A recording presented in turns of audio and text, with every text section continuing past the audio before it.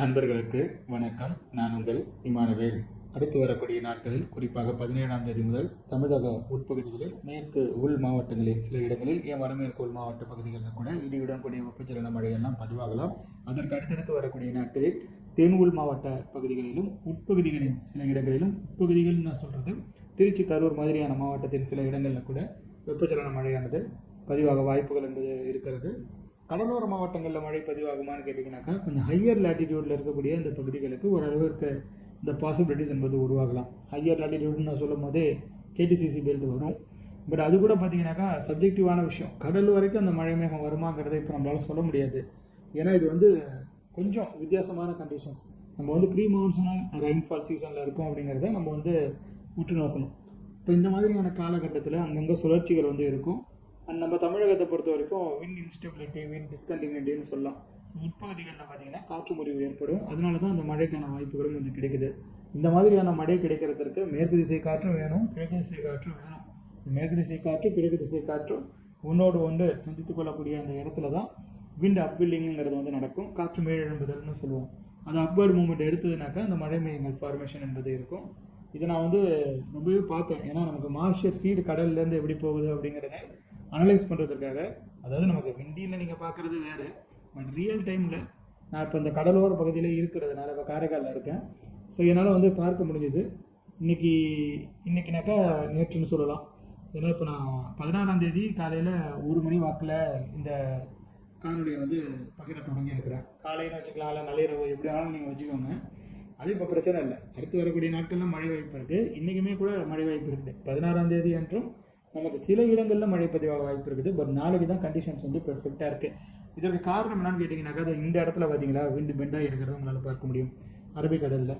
So south east Arabian சீல லட்சத்தீவுகள் அருகில் ஒரு வளிமண்டல மேலடுக்கு சுழற்சி இருக்குது. இது நம்ம அப்பர் ஏர் சைக்ளோனிக் சர்க்குலேஷன் சொல்லுவோம். அது மாதிரி இங்கே ஒரு சுற்றிக்கிட்டு இருக்கான் பாருங்கள்.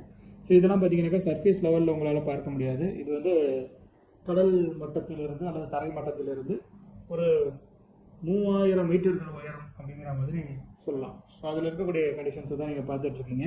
ஸோ அங்கே நிறைய இடங்களில் விண்ட் டிஸ்கண்டினியூட்டி இருக்கிறத நம்மளால் கிளியராகவே பார்க்க முடியுது. சர்ஃபேஸ் லெவல்னு நீங்கள் பார்த்தீங்கன்னாக்கா சர்ஃபேஸ்லேருந்து கொஞ்சம் உயரம் போனால் கூட அந்த டிஃப்ரென்சஸ் உங்களால் பார்க்க முடியும். 925 MBயில் கூட உங்களால் டிஃப்ரென்சஸை இந்த லட்சத்தீவுகள் பக்கத்தில் இருக்கக்கூடிய அந்த இடங்களில் பார்க்க முடியணும். வெஸ்டர்ன் டிஸ்டர்பன்ஸினுடைய இம்பாக்டும் பார்த்தீங்கன்னாக்கா அதிகமாக தான் இருக்குது. அது ஒரு புறம் இருக்கும். அது நம்மளால் தவிர்க்க முடியாது. அது இந்த காலகட்டத்தில் சகஜம்தான். மேற்கத்திய கழகத்தினுடைய தீவிரம் என்பது வடகுடி இந்தியாவில் அதிகரித்திருக்கிறது என்பது. அதே சமயம் நம்முடைய தென் இந்தியாவிலும் மழையானது பதிவாக இருக்கிறது. அதுவும் வெப்பச்சலன மழை, ப்ரீ மான்சூனல் ரெயின்ஃபால். இதுக்கு முன்னாடி மார்ச் மாதத்தில் பதிவானுச்சு. அது ப்ரீ மான்சூனல் ரெயின்ஃபால் இல்லையான்னு கேட்டிங்கனாக்கா, மழை அளவுகள்லாம் ப்ரீ மான்சூனல் ரெயின்ஃபால் பட்டியலில் தான் வரும். பட் அதை என்னால் ஒரு பெர்ஃபெக்டான ஒரு தண்டர்ஸ்டார்ம் ஆக்டிவிட்டீஸ்ன்னு சொல்ல முடியல. இது எப்படி பதிவாகுதுங்கிறது நீங்கள் பார்ப்பீங்க. அப்போ தான் உங்களுக்கு அது புரியும். சில இடங்களில் பலத்த சூறை காற்றுடனான இடியுடன் கூடிய வெப்பச்சலன மழையாக இது பதிவாகலாம். சில நேரங்களில் சேலம் மாவட்டத்தினுடைய சில பகுதிகளில் ஆலங்கட்டி மழையெல்லாம் கூட பதிவாக வாய்ப்புகள்லாம் இருக்கும். எந்த அளவிற்கு வெப்பம் அதிகமாக இருக்குது அப்படிங்கிறதே நம்ம பார்க்குறோம். ஸோ வெப்பச்சலன மழைக்கு முக்கியமான விஷயமே வெப்பம் தான். ஒரு இடத்துல வெப்பம் அதிகரிக்கும் போது அங்கே டெம்பரவரியாக அழுத்த குறைபாடு என்பது ஏற்படுகிறது. அந்த அழுத்த குறைபாடு தான் அதை சுற்றி இருக்கக்கூடிய காற்றை அது தம்பசம் இழுக்குது.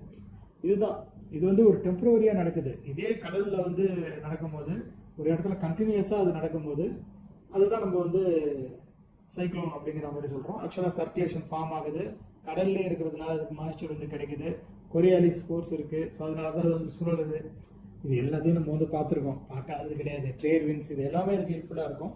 பட் இப்போ இங்கே இருக்கிற அந்த சூழ்நிலை ரொம்ப நம்ம ப்ராடட் இதுக்கு நம்ம போக வேணாம். இப்போ சிம்பிளாக சொல்லணும்னாக்கா, இப்போ நம்ம தமிழகத்தை பொறுத்த வரைக்கும் விண்ட் இன்ஸ்டபிலிட்டி, விண்ட் டிஸ்கண்டினியூட்டி இருக்க போகுது. அதனால் மழை வாய்ப்பு இருக்குது. நெக்ஸ்ட் 24 ஹவர்ஸ், அதாவது 16ஆம் தேதி எங்கெங்கே மழை பதிவாகலாம் அப்படிங்கிற மாதிரி கேட்டிங்கனாக்கா, இன்றைக்கி மார்ச் மாதம், அதையும் நான் எழுதிடுறேன். ஸோ இந்த மார்ச் மாதம் 16ஆம் தேதி என்று எங்கே மழை பதிவாகலாம் அப்படின்னு நம்ம பார்த்தோம்னாக்கா, முதல்ல கேரளாவினுடைய வடக்கு பகுதி, அந்த இடங்களில் ஒரு சில பகுதிகளில் மழையானது பதிவாகலாம். கோழிக்கோடு, கல்பேட்டா இடைப்பட்டு இருக்கக்கூடிய பகுதிகளில் கூட சில இடங்களில் இடியுடன் கூடிய மழையானது பதிவாகலாம். கர்நாடக மாநிலத்தினுடைய தெற்கு பகுதி, சிக்மங்களூர், உடுப்பி இடைப்பட்டு இருக்கக்கூடிய அந்த இடங்களில், அதே போல் சில இடங்கள் அந்த ஒரு கடலோரத்திற்கு கொஞ்சம் நெருக்கத்தில் இருக்கக்கூடிய இடங்கள் அங்கெல்லாம் வந்து மழையானது பதிவாகும். தமிழகத்தில் கொடைக்கானல் அருகில் மழை பதிவாக வாய்ப்புகள் இருக்குது அப்படிங்கிற மாதிரி எனக்கு ஒரு எண்ணம் வந்து இருக்குது. அதாவது வின் டிஸ்கண்டினியூட்டி மட்டும் இதுக்கு வந்து காரணம்னு சொல்ல முடியாது. நம்ம வந்து கிழக்கு திசை காற்றும் உள்ளே போவோம் ஆக்சுவலாக அந்த சீசனில். அண்டு அங்கே ஒரு மலையும் இருக்கிறது, அதையும் நம்ம வந்து பார்க்குறோம். ஸோ அதனால் உங்களுக்கு கண்டிப்பாக அந்த வெப்பமும் சாதகமாக இருக்கிற பட்சத்தில் கொடைக்கானலுக்கு நெருக்கத்தில் இருக்கக்கூடிய இடங்களில், கொடைக்கானல் சுற்றுவட்டார பகுதிகளில் நெக்ஸ்ட் 24 ஹவர்ஸில் சில இடங்களில் மழை பதிவாக வாய்ப்புகள் இருக்குது. தென்கோடி தமிழகத்தில் கூட இப்போ நெல்லை மாவட்ட தெற்கு பகுதிகளெல்லாம் திடீர்னு வானம் இருட்டிக்கலாம். ஆனால் புழுக்கமாக இருக்கும். புழுக்கத்தை தவிர்க்க முடியாது. ஏன்னா உங்களுக்கு வந்து ரிலேட்டிவ் ஹியூமிடிட்டி அதிகமாகிடும். உள்ள மழை பெய்ய ஆரம்பிச்சிட்டாலே ரிலேட்டிவ் ஹியூமிடிட்டி வந்து இப்போ உங்களுக்குலாம் வந்து அதிகமாகிடும் அப்படிங்கிற மாதிரி தான் நம்ம எடுத்துக்கணும். குறிப்பாக டெல்டாவில் ரிலேட்டிவ் ஹியூமிடிட்டி வந்து ரொம்ப அதிகமாக இருக்கும்.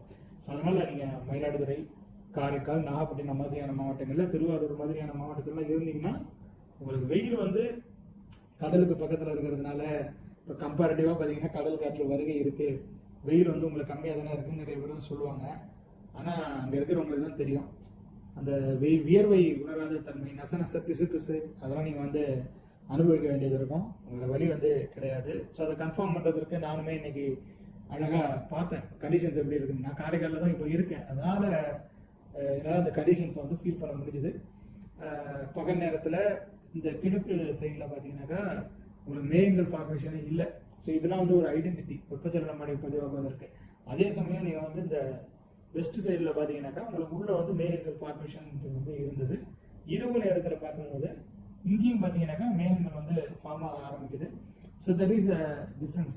அது மட்டும் இல்லாமல் நட்சத்திரம் ரொம்ப நல்லா தெரிஞ்சுது. எல்லா மார்ச் மாதத்துலேயும் டெல்டாவில், அதுவும் காரைக்காலில் இவ்வளோ நட்சத்திரங்களை வானத்தில் பார்க்கறதுங்கிறது வந்து ரொம்ப ரேரான ஒரு விஷயம் தான் என்னை பொறுத்த வரைக்கும். அட்லீஸ்ட் ஒரு 4-5 ஆண்டுகளாவது ஆகும். ஒரே மாதிரியே இருக்காது. அது ஆக்சுவலாக இப்போ 2026 நான் இந்த மாதிரி பார்க்குறேன்னா, இதுக்கு முன்னாடி நான் மார்ச் மாதத்தில் நடுவில் நான் கொஞ்சம் நாள் சென்னையிலே இருந்திருப்போம் மார்ச் மாதத்தில். அதனால் நல்ல உறுதியாக சொல்ல முடியல. பட் 2019 இந்த மாதிரி நான் வந்து பார்த்துருக்குறேன். இப்போ கண்டிஷன்ஸும் பார்த்தீங்கன்னா கிட்டத்தட்ட மார்ச் மாதத்தில் உங்களுக்கு கன்வெக்டிவ் ரெயின் வந்து நகராக தொடங்குது. ஆனால் இந்த மழை மேகங்கள் வந்து ஒரே டைரக்ஷனில் நகரும் அப்படிங்கிற மாதிரியும் நீங்கள் வந்து எடுத்துக்காதீங்க. இப்போ வந்து மாதிரி வந்து அப்படி காட்டலாம் ஒரே டைரக்ஷனில் நகர்ற மாதிரி. பட் ஆனால் அது அப்படி இருக்காது. ரியல் டைமில் மழை மேகங்கள் ஃபார்ம் ஆன பிறகு திடீர்னு பார்த்தீங்கன்னா கிழக்கு திசை நகர்வு எடுக்கும், திடீர்னு பார்த்தீங்கன்னா மேற்கு திசை நகர்வு எடுக்கும். அது எதனால் நடக்குதுனாக்கா கடலுக்கும் நிலத்துக்கும் இருக்கக்கூடிய வெப்பநிலை வேறுபாடு. இப்போ இது எல்லாம் உங்களுக்கு தெரிய வரும். நீங்கள் வந்து பார்ப்பீங்க. அது வந்து ரியல் டைமில் நீங்கள் பார்க்கும்போது நிகழ்நேர தகவல்களில் கூட நம்ம பார்க்கலாம். இப்போ பொதுவாக சொல்கிறேன், 17ஆம் தேதி முதல் மழை பதிவாக போகுது. 21ஆம் தேதி வரையில் மழைக்கான வாய்ப்புகள் என்பது தமிழக உட்பகுதிகளுக்கு இருக்கிறது. 18ஆம் தேதிலாம் பார்த்தீங்கன்னாக்கா ஒரு சில இடங்களில் கனத்த மழையும் பதிவாக வாய்ப்புகள் இருக்குது. கனத்த மழைனாக்கா தொடர் கனமழை, இந்த பருவமழையில் பதிவாகிற மாதிரி கிடையாது. சில இடங்களில் நல்லா பெய்யும், சில இடங்கள் அப்படியே விட்டுத்தரிடும். பெய்யக்கூடிய மழை வந்து நல்ல ஃபோர்ஸாகவே பெய்வதற்கான வாய்ப்புகளும் வந்து உண்டு. லாஸ்ட் டைம் நீங்களே கேட்டீங்க 3 months மட்டும் இப்போ கொஞ்ச நாளைக்கு முன்னாடி பதிவானிச்சு இந்த கடலோர பகுதிகள் அதெல்லாம் கடலோர மாவட்டங்கள் அதெல்லாம் அப்படியே வாசல் அந்த மாதிரி இந்த மொழி வித்தியாசம்.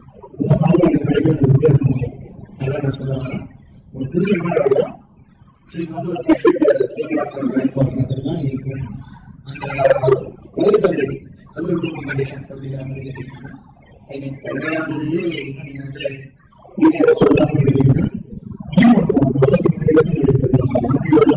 கூட பிரச்சனை அவருக்கு நான் சொல்ற விஷயம் அதே ஒரு மழையாக அந்த நேரத்தில் அந்த கண்டிஷன்ஸ் பொறுத்து தான்.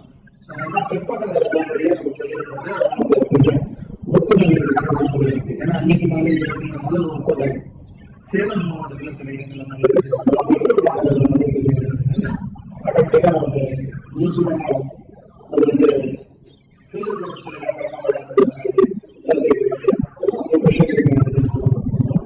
அடுத்தது அப்படின்னா வேலூர் மாவட்டத்தில் திருவள்ளூர் மாவட்டத்தில் தெற்கான போது அது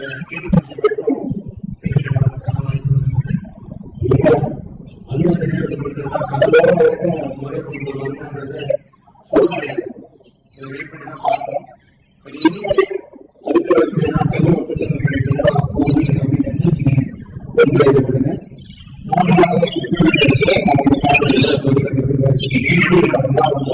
சென்னை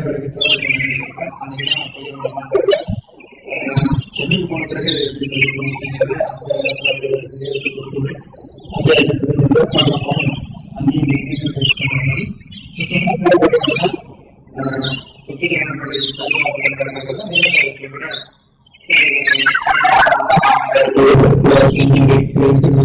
you.